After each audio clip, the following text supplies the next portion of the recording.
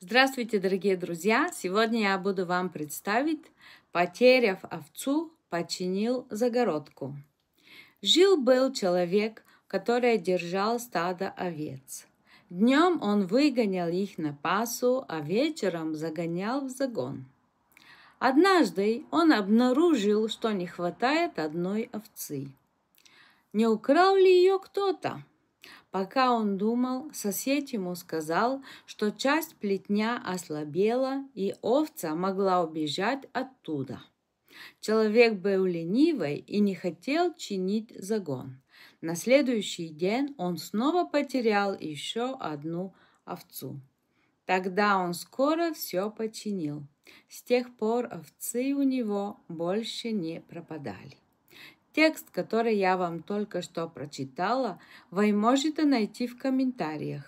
Эта сказка, помимо китайского с пенинами русского, также переведена на болгарский, французский, английский, итальянский и немецкий языки.